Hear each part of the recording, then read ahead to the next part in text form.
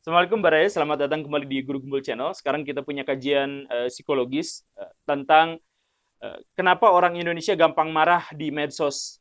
Ini terinspirasi dari pertanyaan dari Baraya itu di kolom komentar. Perundungan atau persekusi atau bullying yang ada di media sosial sekarang menjadi masalah yang kentara, yang terlihat betapa kasarnya ternyata orang-orang kalau di media sosial gitu. Padahal gak ada urusan apa-apa, tiba-tiba menghujat, gitu. Gak ada kepentingan apa-apa, tiba-tiba ngejelek-jelekin dan sebagainya. Timbul pertanyaan, kenapa orang-orang Indonesia menjadi sangat pekat dalam membuli orang lain di media sosial? Apakah kita sedang kehilangan tradisi dan budaya santun kita? Kan ada pertanyaan semacam itu. Sebenarnya ada beberapa masalah dalam pertanyaan ini. Yang pertama, ini masalahnya bukan hanya di Indonesia. Di seluruh dunia kita menghadapi masalah yang sama. Kedua, ini tidak ada kaitannya dengan menurunnya semangat santun kita. Tapi masalahnya adalah kita menghadapi masalah yang belum pernah kita hadapi sebelumnya. Jadi kita akan kupas tuntas dalam episode ini. Kita mulai.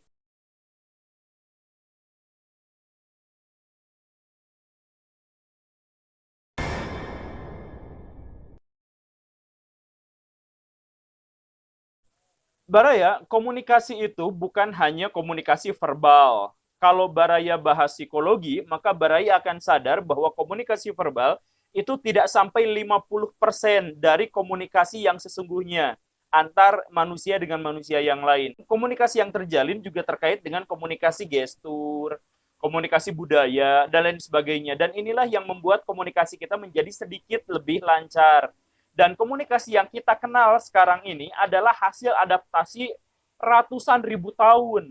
Nenek moyang kita membangun cara berkomunikasi seperti yang kita kenal sekarang itu ratusan ribu tahun. Dan gaya komunikasi yang kita kenal sekarang sama sekali tidak mengantisipasi gaya komunikasi di medsos. Medsos itu baru muncul sekitar 20 tahunan. Sedangkan kita dan nenek moyang kita beradaptasi dengan kemampuan menghasilkan komunikasi yang sekarang kita kenal ribuan tahun sebelumnya. Jadi ini nggak nyambung. Sehingga sekarang saat kita berkomunikasi secara medsos, sebenarnya kita sedang beradaptasi dengan alien, beradaptasi dengan gaya komunikasi yang sama sekali tidak bisa diantisipasi sebelumnya.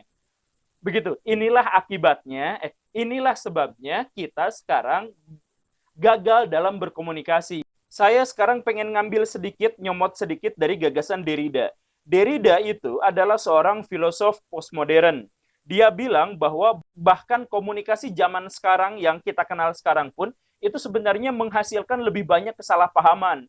Ada begitu banyak konflik, ada begitu banyak keributan-keributan, itu dimulai dari komunikasi yang salah. Coba bayangkan, hasil adaptasi ratusan ribu tahun pun masih menghasilkan komunikasi yang salah, apalagi kalau di medsos. Baraya yang pacaran nih, Baraya yang pacaran, pasti Baraya seling ribut dengan pacar saat di chattingan. Tapi pas ketemu, kemarahannya ternyata luntur. Begitu kan? Ngaku. Memang seperti itu. Kenapa? Karena komunikasi di HP itu sangat berbeda dengan komunikasi di dunia nyata. Sehingga kita mengalami cerita yang berbeda. Jadi sekali lagi ini tidak ada kaitannya dengan lunturnya budaya santun di Indonesia. Tetapi ini terkait dengan gagalnya komunikasi yang kita bangun karena komunikasi kita tidak mengantisipasi medsos. Apakah kegagalannya itu? Kita mulai satu persatu dari poin-poin berikut. Poin pertama, kita ambil dari poinnya Sigmund Freud, teori psikologi psikoanalisis. Teori jadul sih, tapi kita pakai di sini menurut saya relevan. Gini, kalau kita berkomunikasi, setiap kali kita berkomunikasi dengan orang, kita menghadapi tiga konflik internal di dalam batin kita. Yang pertama itu adalah id, gagasan tentang mempertahankan diri kita. Jadi kalau komunikasi dengan orang, maka hal pertama yang kita pertimbangkan itu adalah apakah kita aman berkomunikasi dengan dia gitu. Apakah jiwa kita terancam ketika kita berkomunikasi dengan dia gitu. Itu. Kemudian ego. Apakah komunikasi dengan dia itu rasional, menghasilkan saya, memberikan saya keuntungan tertentu gitu. Itu pertimbangan kedua. Pertimbangan yang ketiga saat kita berkomunikasi adalah terkait dengan sosial, terkait dengan moral. Apakah saya bisa bantu dia? Apakah dia, pokoknya mah yang terkait dengan nilai-nilai moral, begitu. Nah, setiap kita berkomunikasi kita seperti itu. Makanya kalau kita ketemu sama pejabat gitu ya, mendadak kita canggung ngobrol sama gitu. Tapi pejabat sendiri gitu kan. Nah, kenapa kalau kita ketemu sama pejabat jadi gitu? Karena dorongan mempertahankan diri kita. Secara naluriah kita tahu bahwa pejabat itu lebih tinggi derajatnya daripada kita dan dia berkuasa untuk melakukan kecelakaan pada kita. Sehingga kalau ketemu sama dia kita jadi gitu. Iya kan? Nah, jadi pokoknya mah ada 3 pertimbangan itu. Tetapi di medsos kita kehilangan itu. Karena apa? Karena di medsos kita merasa bahwa kita tidak terancam apapun. Jadi kita mau ngebully sebuli-bulinya pun, kita merasa tidak terancam apapun. Jadi id, ego dan superego, id-nya hilang. Jadi sehingga dalam bahasa komunikasi di media sosial kita hanya kenal terkait dengan hal-hal yang rasional dan terkait dengan hal-hal yang moralis. Itu saja. Poin kedua, media sosial itu menawarkan kepada kita jarak dan menawarkan kepada kita wajah palsu. Kita bisa saja ngobrol, ngomentarin orang dengan anonimus. Nah, konsekuensi-konsekuensi belakangannya adalah bahwa kita tidak usah dicerca secara moral, bahwa kita tidak usah dicerca secara fisik, dan lain sebagainya. Ini terkait dengan yang pertama, tetapi maksudnya bahkan tiga pertimbangan yang tadi saya sebut itu tiga-tiganya tidak bermasalah di media sosial. Karena media sosial itu menawarkan kepada kita anonimus. Nah, ketika saya bikin video ini, wajah saya terlihat. Jadi saya bisa dicari. Saya bertanggung jawab di media sosial. Tapi banyak media sosial lain yang tidak menunjukkan wajahnya, anonimus. Sehingga butuh upaya yang sangat keras dan mahal hanya untuk menemukan tanggung jawab dari seseorang. Kan begitu. Dan semua orang tahu itu, makanya setiap orang bisa kasar-kasaran di media sosial. Poin kedua. Poin ketiga saya ambil dalam sudut pandang yang agak filosofis. Dalam tradisi antropologi, surga dan neraka itu tidak pernah ada, katanya. Surga itu muncul dari gagasan orang yang tertindas oleh kekuasaan. Dia merasa baik tetapi tertindas dan dia melihat dengan kepala sendiri bahwa ada orang jahat tapi berkuasa.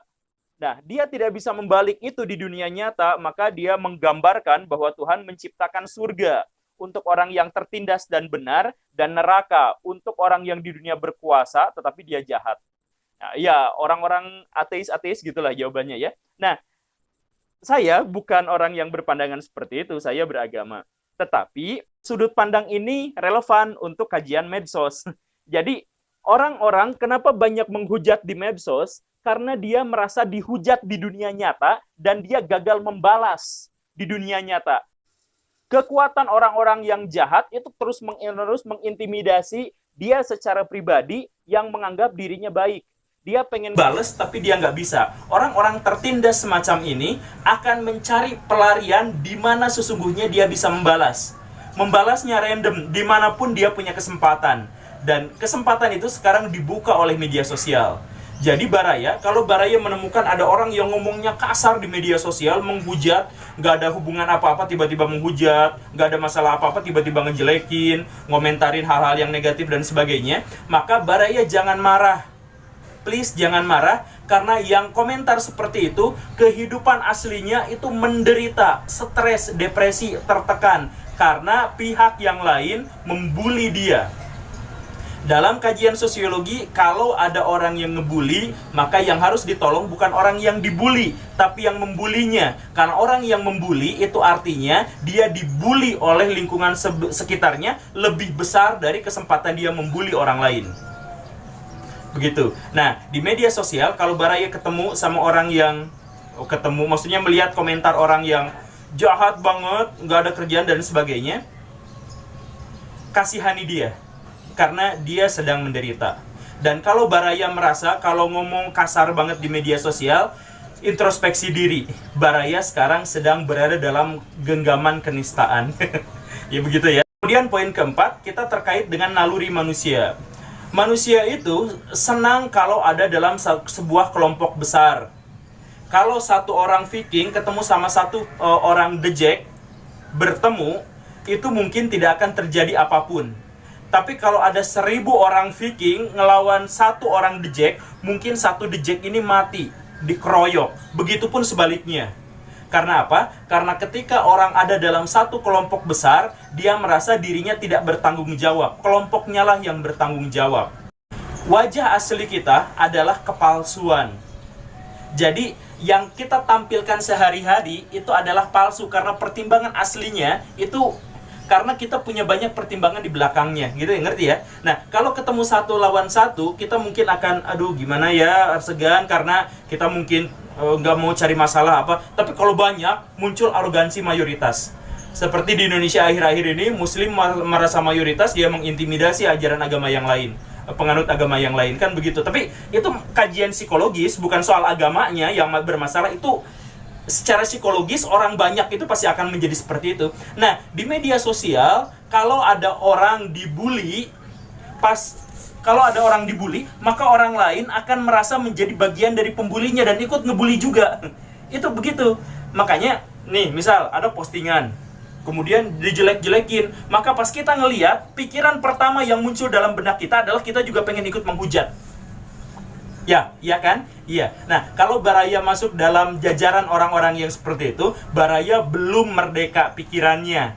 Tetapi bukan berarti juga itu dalam tanda kutip bermasalah atau kelainan. Enggak, itu adalah bagian dari naluri kita. Kalau kita berada dalam kelompok besar, atau kalau kita merasa dalam kelompok besar, kita ingin mengintimidasi kelompok lain yang lebih kecil, yang kita anggap sebagai pesaing kita. Itu adalah sesuatu yang wajar. Tetapi itu bukan sesuatu yang bijak. Dan itu berarti Baraya bukan berada dalam kelompok orang yang berpikir secara merdeka. Oke, itu aja Baraya. Semoga menjawab, semoga bermanfaat. Tonton episode saya yang lain. Kalau Baraya menganggap bahwa tema kita bermanfaat, silahkan subscribe. Saya Guru Gembul. Assalamualaikum warahmatullahi wabarakatuh.